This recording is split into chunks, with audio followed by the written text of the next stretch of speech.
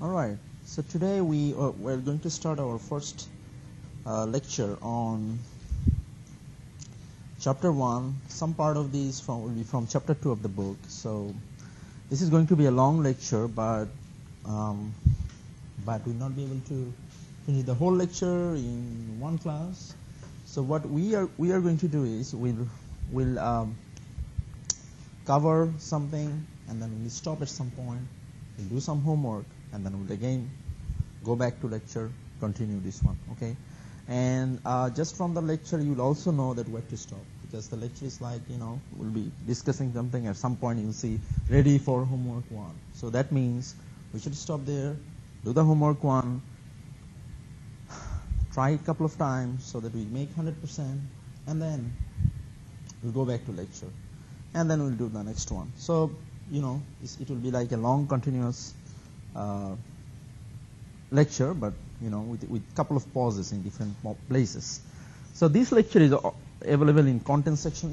All the lecture and most of the paperwork I'm distributing in the class, you will always get it in the content section. In case you lose it and you are not in the class or you are not in front of us, you can always get it. Even you remember the last class I was handing out the set of instructions. That's also in the content section. All right. So here at the beginning, excuse me, we'll first talk about the microprocessor.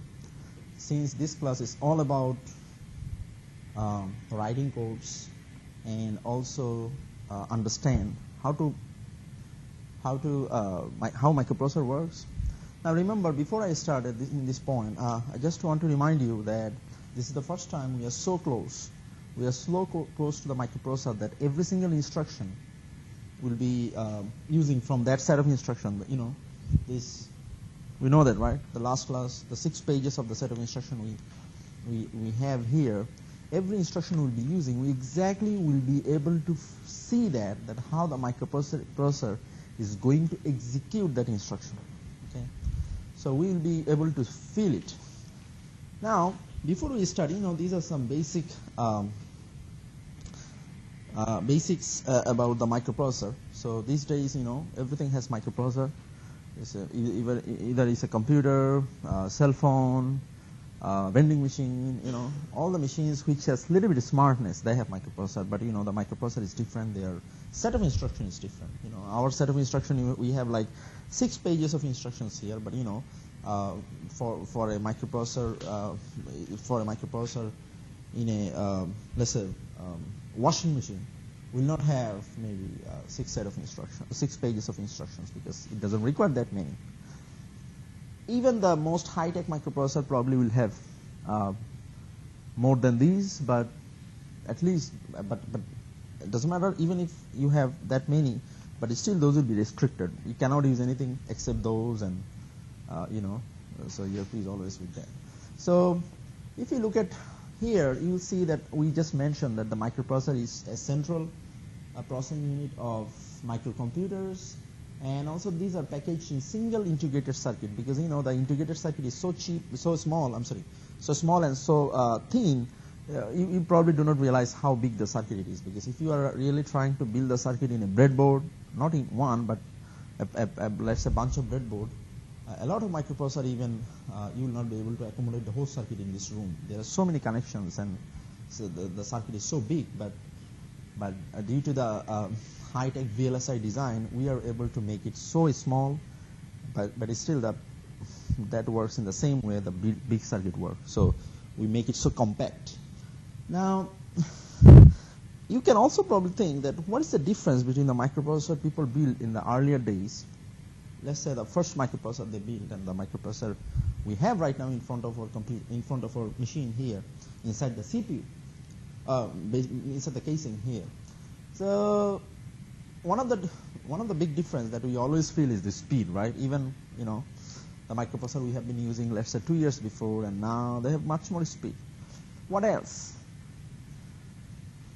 Another thing is that's also related to the speed, not probably the whole thing of the speed, but a little bit related to the speed as well, is the bit. Because you see here, The microprocessor has, I just mentioned under the models that they have different models. It's something like 4-bit microprocessor, 8-bit microprocessor, 16-bit. And these days, the microprocessor you have inside, in front of you, those are like 64-bit microprocessor. Now, why, even people, excuse me, people also run after this microprocessor. Remember, like 2 years before, I think all the microprocessor we have in the Southwest was like 32 bits. But now everything is 64. Now, why we need 32? Why we need 64 then? Right? We are still fine. Our software is still running. Maybe a little bit slower, but it's still okay. But okay, now as we know that only arithmetic operation your microprocessor can do is addition. Doesn't matter what microprocessor it is. Doesn't matter it's from 70s or it's from yesterday. It will be still just doing the addition. Now, by those 4-bit, 8-bit means, let's say one 4-bit microprocessor, it can only add 2 numbers of 4-bit at a time. Let's say. You see what I'm saying? So, but the microprocessor of these days, it can add 64-bit longer number. Now, what happens if you are, let's say, trying to add 8-bit number, let's say 2 8-bit numbers, again, at any point if I mention bit, you know that I'm talking about the binary numbers, right? Because the bit comes from always the binary numbers, because 8-bit makes a byte. So let's say you have a microprocessor which is a 4-bit microprocessor. It can only add 4 bits, 2 4 bits number, 2 4 bits of number. Now my question may be, how that microprocessor work with 8-bit data? You are running software and there might be some software which has 8-bit data. Still it can work with 8-bit, but what it does is it probably adds the lower nibble first. Let's say lower nibble means the lower half of the bytes first, and then if it has carry, it adds the higher bytes, higher half of the bytes. I'm talking about the 4 bits, right? So it adds the lower 4 bit, and then it adds the higher 4 bit. So it takes 4 bit at a time and then keep adding if you have longer numbers. But in case of the 64-bit microprocessor, since it can add all the 64-bit bit numbers, most of the data are not 64-bit longer, right? So it does it so fast because it takes 64-bit at a time. That's one of the reasons of being faster. There are other reasons as well. There are a lot of different other architectural modifications as well. And the microprocessor we'll be using in our lab for this class will be 8-bit microprocessor. Okay, so but doesn't matter what kind of bit it has or what capability it has. The purpose of this class is we just want to understand how the microprocessor works. Okay, so this is still valid. Doesn't matter it's from 70s or doesn't matter it's from yesterday. The technique the microprocessor use, the basic technique, very basic technique, is still same between now and between 70s and now. And also the family of the microprocessor we'll be using is like M6800. This is the family series. This name is given by the Motorola because we are using the Motorola microprocessor, so that is the name of the series. So the reason they call it family of microprocessor because there are several other microprocessors as well, which are pretty much close to the one that we'll be using. But interesting thing is the reason they belong to the same family because they have pretty much same list of instructions, because they're using pretty much all the 6, but a little bit here and there in the architecture. We'll probably go there before we go to the lab. I'll just a little bit talk about why they belong to the same family, but still they're not exactly the same. Now here is a very basic design of the microprocessor, that how your microprocessor basically work with the outside world. Now what do you mean by outside world? You are the outside world who is basically giving the instruction to the microprocessor, and also all the components you have. For an example, let's say printer, keyboard, mouse, scanner, monitor, which you are connecting to the microprocessor, because all those things are being connected to the microprocessor, and basically the microprocessor is either using those as an input device or an output device, right? So here, let's look at the next one. It will be a little bit better. So I'll go to the next one. There is a bigger picture after this slide. So these are some basic applications of the microprocessor. I think we are so convinced because these days everything has microprocessor. The reason the book gave you some list of applications because The book was written in 1980, so at that time, it was like almost like more than 30 years. So at that time, people tried to convince others, oh, okay, you know what, microprocessor is so useful. But now we know exactly why the microprocessor is so useful. It's so powerful. There are, I think we cannot even complete the list of applications in one slide. I just try to list it from the book, so at least some basic things are here. Yeah, now this is the picture I think we are looking for. At this point here, we'll just try to show you how one instruction is executed. For an example, let's say, there are 6 pages of instruction, and at this point we don't know any of those. We have no idea of any of those. We just know they are instructions and they do something. We don't know that. Don't worry, it's very common here. So this is why we are here. So let's say we are trying to make an instruction, and most of the instructions, what they do is probably, I'm just trying to give you a general idea that what the instructions do. Most of the instructions, what either they transfer data from memory location to microprocessor. What do I mean by memory locations? For example, the RAM, that's the memory locations, right? So you have RAMs, okay? So, and then you are trying to move data from memory locations to microprocessor. Now, why you want to do that? Might be a question that why you want to transfer the data from memory location to microprocessor. Any idea? Let's think from this side. The microprocessor can only add, right? I'm talking about the arithmetic operations. That's the only one arithmetic operation it can do. Doesn't matter, it can also do the subtraction, multiplication, division, but those are also defined in terms of addition, because subtraction can be done in 2's complement, which is just an addition. We know that multiplication and subtractions are also addition and subtraction, or multiplication and division. The reason the data can be loaded into microprocessor, because all the additions are done inside the microprocessor. There are some special types of memory locations which are called register. Okay. All the operations of the computer, in fact, all the additions or all the comparisons, those are done inside the register. It's not in the memory locations. But the data is in, all the data are loaded in the memory locations, right? I'm saying, for an example, what happens when you run the program, when the clicks of something, run the program, all the data is loaded into memory location from the hard drive, let's say, or from the CD drive, or from somewhere, or maybe from website, okay? Those are loaded into your memory location. And then when exactly something is going to happen, let's say something should be added right now, then that data is being loaded into microprocessor, especially those locations which I mentioned as register, okay? There are some locations called register, and all the data are being added into registers. That, I was trying to show you that why the data will be loaded into microprocessor. Now let's see how the data can be loaded. Just as an idea.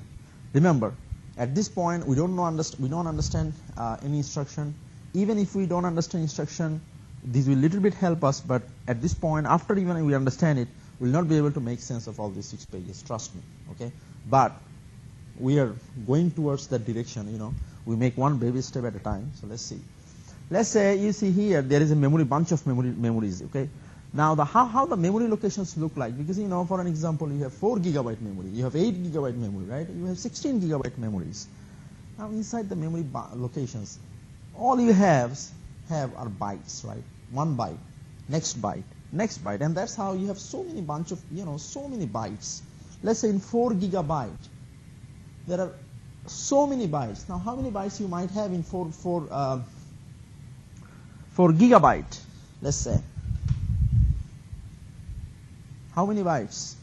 For an example, let's say there are 4 gigabytes. So 4 giga means 4 times 1024 mega, right? This mega means another 1024. If you multiply by this, that will be 4 times 1024 times 1024 kilobytes. And then again, 1 kilobyte is 1024 bytes. So this is the total number of bytes you will have in one 4 GB RAM. So guess what? How big the number will be?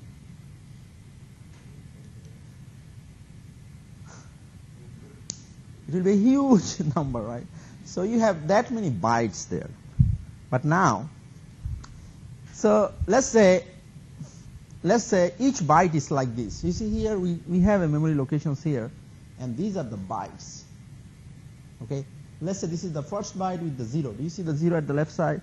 That's the first byte. That's next one is the second byte, third byte. Now, when you have that many bytes, how do you basically pinpoint a byte? Meaning, how do you know that which byte is what? Because there are a bunch of bytes. You don't know exactly what is what. To know this, you will also need the address for the byte. For an example, let's say I said, oh, I live in Memphis. Now, how do you find me unless you don't know my address? Because everybody lives in Memphis, for an example, but we don't know each other's address. We cannot find them easily, right? So you will always need the address of the byte to access it.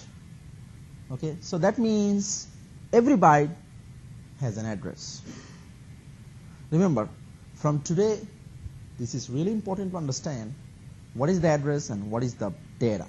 Now, if you have one byte, for an example here, look at the first byte. Look at the first byte here. Can you tell me what is the address of this byte? What is the address? That is 0, right? Do you see we wrote the address in the left side. So these are basically the address of the byte. Because once we have the address, if somebody say, okay, which is the byte number 5? I want to load something into byte number 5. I know this is the byte number 5. Right? Do you see what I'm saying? This is the byte number 5. And what is the data in the byte number 5? That is 1000001.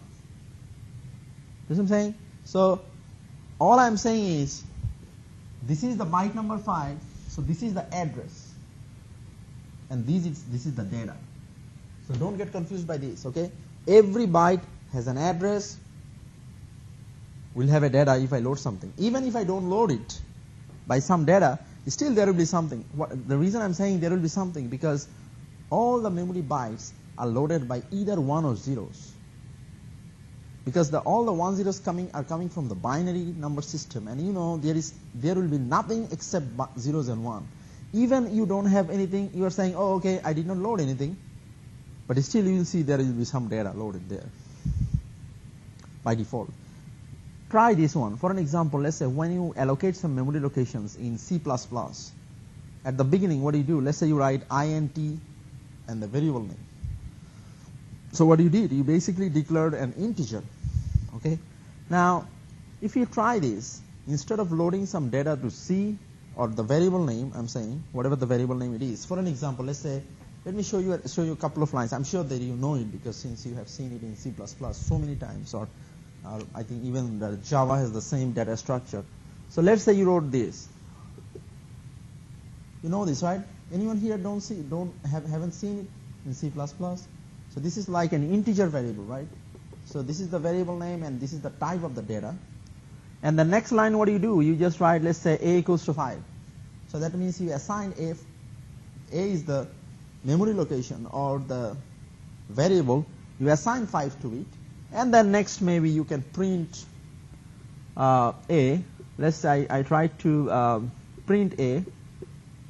I mean, I'm not writing any syntax. This is a string. I'm just showing you the simplest form. Let's say you print a. Now what happens? Now it will show you that, okay, 5, right? Because a is 5 when you print this. Now what happens if you don't have this line? You don't have a equals, you did not assign any value to the variable. And then you are trying to print it. Still you will see something there. Still you will see a equals to like something, garbage. But that garbage is coming from because that memory location has something for sure. Because it cannot be blank. It has to be the 0 or 1. Okay.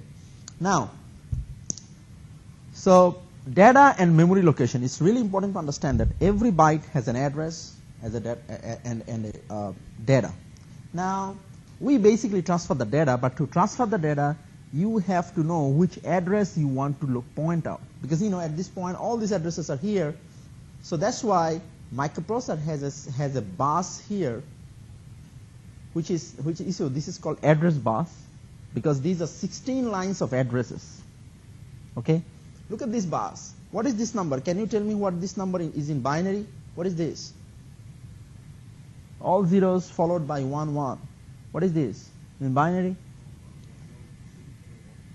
1 1 is what? No, I understand that. I'm saying, what is this number in decimal? This is the address bus, right? These are all the 16 lines, and these are the bits on that 16 line. What is this number in decimal? That's just 3, right? All the zeros followed by 1 1. What is 1 1 in binary? Just 3. That's what I'm saying. 1 1 is 3, right? 1 0. 1 1. Okay. That is 3, right? So that means in the address bus we have 3. Now which memory locations we are right now pointing then? This is the memory location, right? So I'm saying, let me show you from here. So since this is 3, we are basically pointing this location, right? You see what I'm saying? This is the location we are showing, we are pointing right now. Now let's say there is a line here. Do you see this line here written R oblique right bar? That means this line can change the reading mode to writing mode. So let's say either you can make it high, then microprocessor will be reading. If you make this line low, if you make this line low, then microprocessor will be writing. Now what do you mean by reading and writing? By reading it means data will be loading from memory locations to microprocessor. By writing we means data will be loaded from microprocessor to memory locations. Now which location?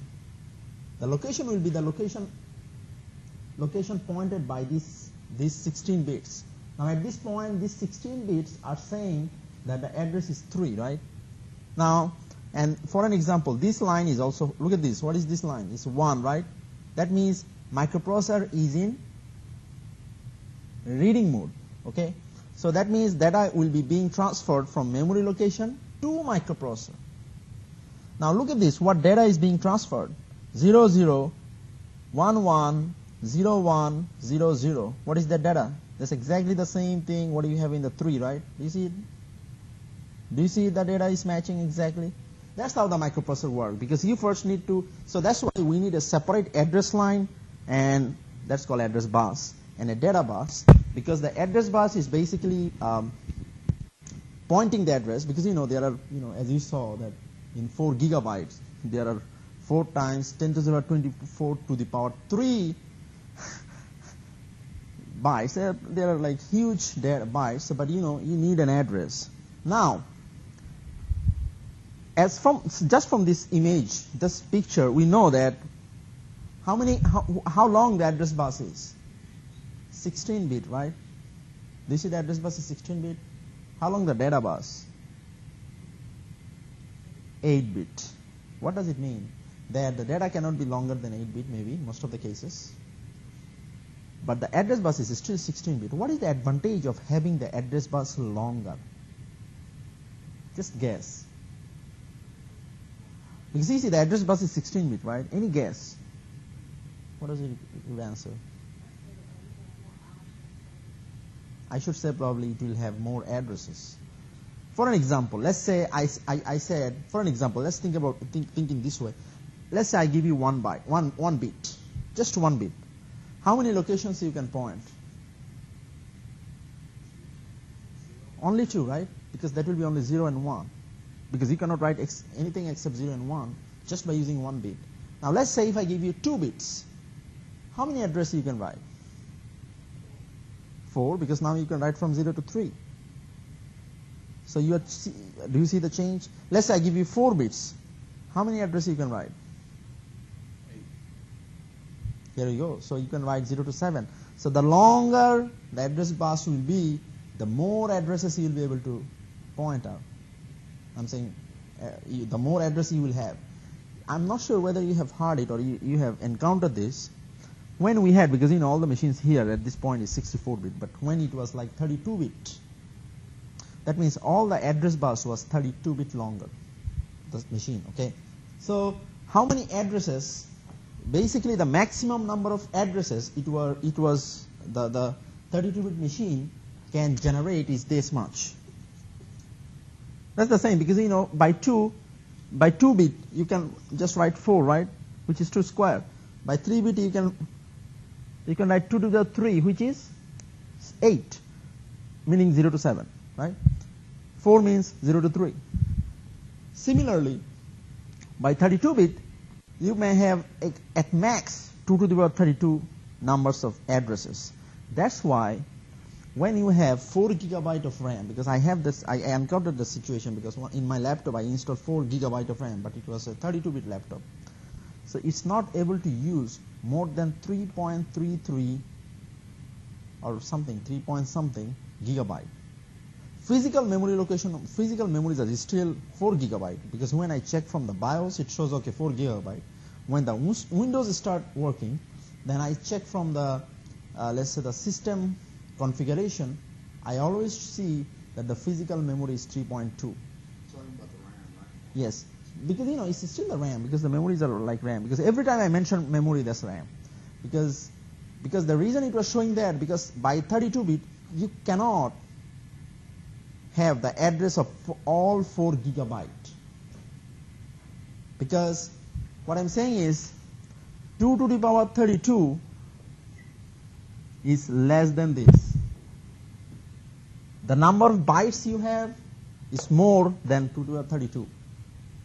So some of the bytes do not have any address. That means they are not usable. Now we don't have that problem, because now we have like 2 to the 64, which is much more than 2 to the 32. But it's still the really limit, right? That's not endless, that's not infinite, but there's much more probably we can imagine. But now I'm just trying to show you that how typically the microprocessor works, because at this point we will try to understand how the microprocessor works. As I remember, I just said all the microprocessor has registers. All the operation works in the register, and that's why the data are loaded into microprocessor, basically into register, because the registers are the one which does all those additions, all the operations, okay?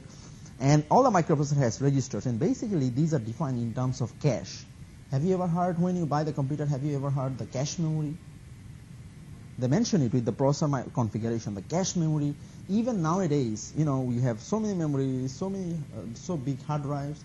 Even still, I think the maximum size of cache memory for a personal laptop is 8 megabyte, which is probably the most expensive microprocessor in the market.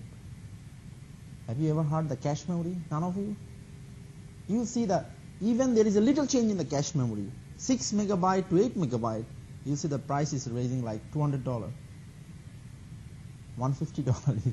It doesn't look like, but that's true, because these cache memories are the registers, and they make the speed of the machine is so different. You'll not realize unless you use it. You probably don't realize how 6 to 8 will be changing compared to, like, you can, let's say 4 terabyte, so 2 terabyte hard drive to 4 terabyte doesn't make any difference unless they have some RPM difference. Okay, now here these are all the general purpose registers. In the whole semester, even in the next semester as well, we'll be talking about all these registers every time. Okay, there will be some special registers as well, but these are the general ones. Do you see the general register? The first two, the names are here. The accumulator A, accumulator B, and these are like index register, stack pointer, program counter, condition code register. As you see from here, some of the registers are 1 byte, right? And some of those are 2 byte. Any guess why that might be different? Because you can guess the register you have 1 byte, those most likely will deal with data. Because as I have shown you in our microprocessor, all the datas are 8-bit, right? Because the data bus is 8-bit, right? And the 16-bit ones, they deal with the address, because the address bus is 16-bit. You know, I'm just giving you some clue, but over the time you'll understand it much better. So we don't know exactly what are the purpose or how they work, but you know, we'll know this for sure. So these are some. This is an example of how the small program works. This is a program which basically add 2 plus 3. But now I'm not explaining this one because we are not ready yet. I'm just showing you just a snapshot. Okay. Now this is the slide we want to start understanding in detail. Now, as you know that all these 6 pages, you have all the instruction, right? Now, what you have in an instruction? That might be the first question you want to ask when you want to learn assembly, something about microprocessor, how the microprocessor works by the instruction, by writing the instruction. Now, in any instruction, most of the instructions, I should not probably any, but most of the instructions, you will have 2 parts. There will be something written in plain English. Here, look at this, LDAA. You know, that's called opcode. And another part will be there, which is called operand. You see, I just marked there. There will be the second part is called operand. The first part is called opcode. Okay, that's the very basic format of instruction. Now, what happens when basically you are writing in the assembler? Assembler is a compiler, which is the last part of the compilation done when you are writing the code in high-level language, and by the assembler, all the instruction you are writing is basically translated to machine code. By the machine code, we mean exactly the code your microprocessor directly understands. Okay. Now, in our language, we call it object code. Okay. Now, what happens when you write something like this? That's decoded in one layer, that becomes this. Look at this, how we write 8602. Okay. Now this 02 is coming from here. Now how the 86 come into the picture? What is the 86? Because every instruction we write here, they have a independent individual object code, which is also listed here. If you look at, for an example, let's see, column number 5. You will see that with each instruction in column number 5 of the set of instruction, if you see each instruction has an opcode. It's mentioned there, and that's unique. You see what I'm saying? That's unique. For this instruction, this is the opcode. These instructions, this is the opcode. So automatically your compiler knows what are the opcode, and that opcode is so unique. None of the opcodes will be matching to each other. Okay. We don't understand how we get the opcode yet. We just know, okay, each instruction has an opcode. Okay. Now let's try to see whether we can make little step. We don't know any instruction yet. We don't know how instructions work. We just know how the instructions should look like, what they will have, and they will have an object code after the assembler assembler translates those into machine code. Now each instruction here in the set of instruction may have some mode of instruction. Okay, each instruction, because the way you write it, from there, based on how you write it, from there they can have any of these 6 addressing modes. Okay, we don't even know why we need the addressing mode. That's what I'm saying. But today, in this class, and in the homework one, or probably in the quiz one, what we are going to try is we are going to understand, just by looking at the instruction, even if we don't understand it, we'll be able to identify the addressing mode. You see what I'm saying? Again, I mentioned, we don't understand the instruction. Even after we know what the instruction mode will be, we'll be still not understanding the instruction. But after today, after this lecture, we will be able to understand the addressing mode. We'll know, okay, addressing mode of this instruction is immediate, or addressing mode of this instruction is extended, or addressing mode of this instruction is inherent. But we'll not know how this is working. We'll just be able to identify it. Okay. Now, for this class, we'll be only restricting our discussion on first four. That's why I blurred the last two, because last two will be coming into the picture, just within next couple of weeks. But the first four is the ones that we want to learn right now. Okay, so we have four instruction addressing mode right now: immediate, direct, extended, inherent, and they have some synonyms. When you look at the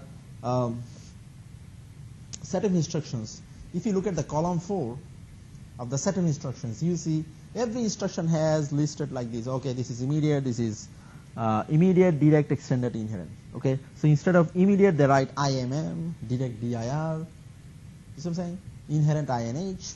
Okay, now let's just go to the very basic thing. Let's say here all of these are instructions, okay, and all of these, if you see here, they're the same instruction, right? These are LDAA. That is an instruction. If you try to find the instruction, remember this set of instruction listed here in alphabetic order. Okay, so you will be able to find all the instruction because they are alphabetic, starting from A to Z. We don't have any instruction starting with Z, but they start from A to, I think, the last instruction is up to last instruction. So before I start discussing why this is immediate, let me show you one quick thing. In assembly, when you are writing the numbers, you can write it in hex. We prefer hex for sure, but you can write it in hex, or you can write it in binary. You see what I'm saying? Or you can write it in decimal. Before I start discussing this, because you can write in any of these three number system, but how do compiler understand it, or how do assembler understands this? Look at this three line. Even if you don't see it at this point, all these lines are same lines. I just wrote the same line in three times using three different number system. Because in the first line, I wrote it in hex, because you know the hex number, right? A2 is a hex number, right? So any hex number should be prefixed by $sign. You see what I'm saying? Anytime you see dollar and then a number, that must be a hex. This is the only class which is like a little bit depressing, because $sign doesn't mean money. Okay. So and then next line, this is the same number. If you look at carefully, look at this. A, right? This is A. 1010. What is that? 2. You see it? That's basically A2 in binary. Now, but remember, any binary number should be prefixed by %sign. And now, if you convert the A2 in decimal, you will see that it will be 162. Interesting is there is no prefix for decimal. So if you just write a number, that will be decimal. You see here, because I wrote $sign for hex, we wrote %sign for binary, decimal has no prefix. Now, let's come back to the immediate. What is immediate mode? How do I know that instruction is in immediate mode? Very simple. Operand, remember this is the operand, right? Second part of the instruction is the operand, right? Operand must start with a hash or £sign. I know that some of you prefer £sign, but engineers call it hash, but it's up to you whether you say hash or £sign. Operand always start with a hash. That's it. If the operands start with a hash, you know that is going to be immediate. That's the only thing that you need to know, which is so simple. Let's try the next one. Now we are looking at the direct. Okay. How do I know that one instruction is direct? Now, first of all, operand has no hash. Look at this. None of these has. I wrote the same instruction though. Do you see that?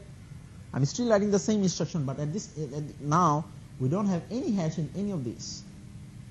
But we know exactly the first number is hex, second number is binary, last number is decimal. They are all 162. They are same numbers, but they don't have hash, and also they will not have hash in operand, and also the data length. What do you mean by the data length? I'm talking about the operand length. This one will be 1 byte. How do I know that A2 is 1 byte?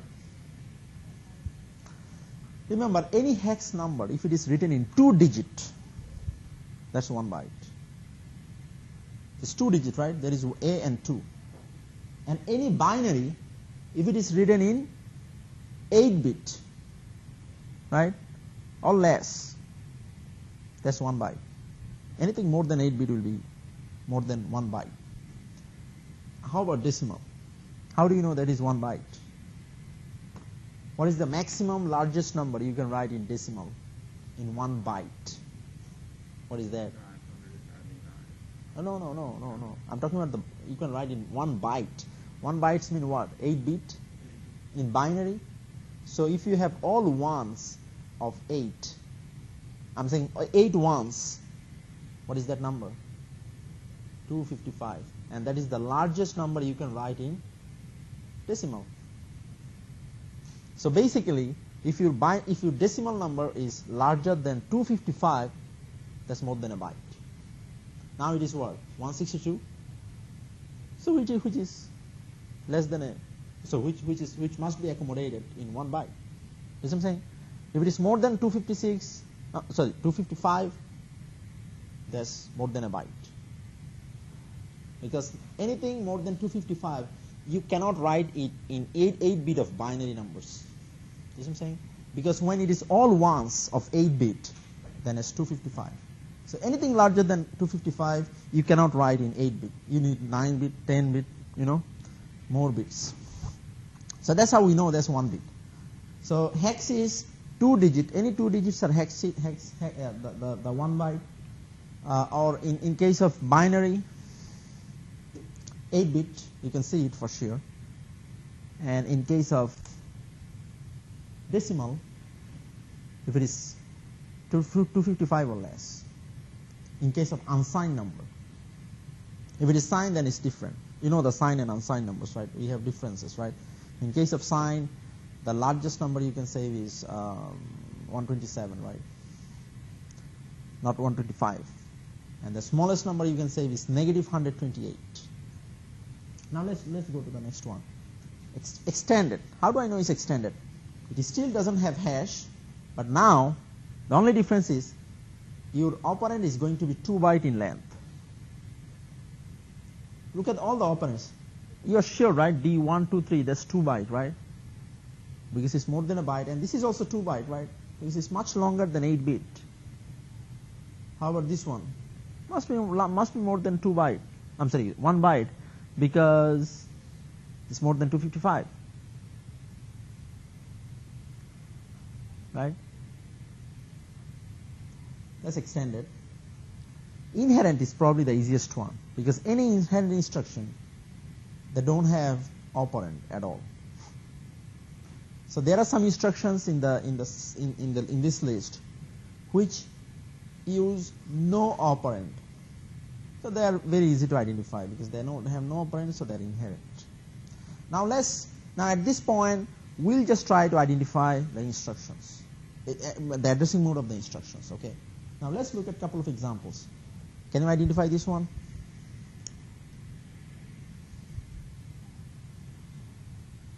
What is the addressing mode? Direct, extended, immediate, inherent. Okay, now remember the hints. If you have hash, immediate. Hash, don't think anything, just immediate. So the right answer is immediate. Next one. Everyone direct? Okay, first of all, there is no hash, so immediate is gone. There is operand, inherent is gone. It might be direct or extended, right? Now what is that? Somebody said direct. The direct is for sure direct, right? Because the byte is 1 byte, right? I'm saying operand is 1 byte, which is only 35. So its right answer is direct. How about this one? Is inherent because there is no operand here. Look at the instruction. There is no operand. It's just opcode, right? ABA. So the right answer is inherent. Next one. Extended. First of all, there is no hash, so it cannot be immediate. It cannot be inherent. and the operand is more than a byte, right? Anything more than 1 byte means it's 2 byte, right? So is extended. How about this one?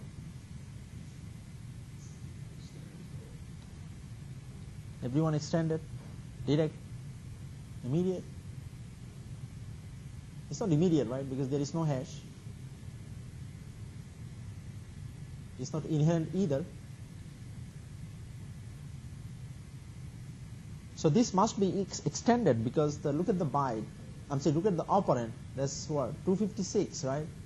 Anything larger than 255 is basically more than a byte. So the right answer is extended. How about this? Everyone? Direct? Everyone has the same answer? Are you sure? First of all, it's not immediate. It's not inherent. It may be direct or extended. But the data is 1 byte. So most likely it's going to be direct, right? Let's check. Oops. Now, there are some exceptions. Exception, this is the only exception you have. Exception is this. Any G is an instruction, right? We have that instruction listed in the set of instructions. Now, there are some instructions which look like direct. You know, this look like direct for sure, but they don't have direct mode. Check the NEG. Did you find NEG in the second page? Check the second page of the, second page of the set of instruction. Do you have set of instruction? You don't have it? Remember, if you don't have set of instruction, you cannot see me. We need set of instruction every day, every time you are here. Now, do you see the NEG there at the bottom of second page? I think you see it. Second page or third? What page is that? I'm probably I should say fourth page. Page number 4. It's alphabetically sorted, so you can find this NEG. Do you see the NEG? Check all the modes. Do you see it has the direct mode? Look at how many modes it has in the column 4. Check the column 4 of NEG. What modes you have? It has extended and indexed mode. We are not talking about indexed mode at this point. That means it does not have direct mode. Now, before you decide anything for direct mode, this is an exception. Only applies to the direct mode. Anytime you see anything direct, check with the set of instruction, because there are some instructions which do not have direct mode. In those cases, that will be extended. That's the only exception we have out of all the discussion. Okay? So remember, only when you are answering and you find that the instruction is direct, always check with this set of instruction. If the instruction does not have that mode, it will be extended. So I wrote it in red line. NEG does not have direct mode of addressing. So that means automatically it goes to extended. Now, at this point, we are ready for homework 1. Let's go back to pause. If you have finished your review, you must see the quiz 1 or homework 1. Start that one, you will see all these kind of questions, the question we just answered. You will be given one instruction, you have to identify what is the mode. Submit it. If you get 65%, you are ready for next one, but we always encourage you to have 100%. Any question? And also this slide, this slide is recorded, so it will be always there. And also this slide, just the PowerPoint is also in the content section, so you can always review that from there.